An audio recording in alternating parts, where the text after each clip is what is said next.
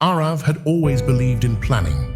Every step of his life was mapped out with precision. He had worked tirelessly to secure a high-paying job, buy a beautiful home, and build the perfect life. But life, as he soon learned, had plans of its own. One morning, just days before his long-awaited promotion, Arav was called into his boss's office. "I'm sorry," his boss said, avoiding eye contact. "The company is downsizing. Your role has been eliminated." Arav walked out, stunned. Why me? He had given everything to this job. With no backup plan, he spiraled into despair. Over the next few months, every job interview ended in rejection. Bills piled up. The house he had worked so hard for was now at risk.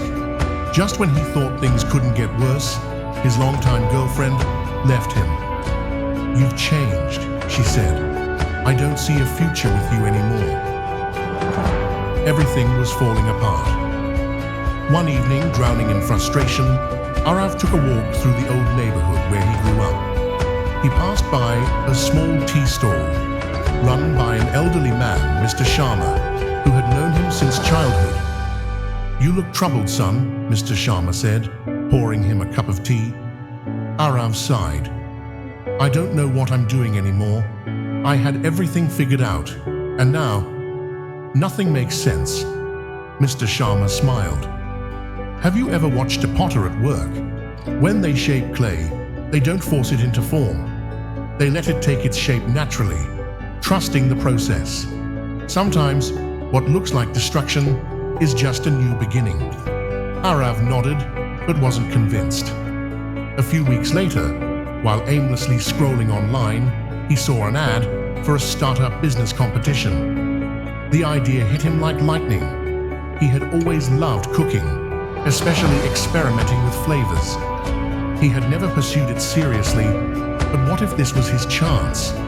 With no other options, he threw himself into the competition, using his remaining savings to start a small cloud kitchen. The journey wasn't easy.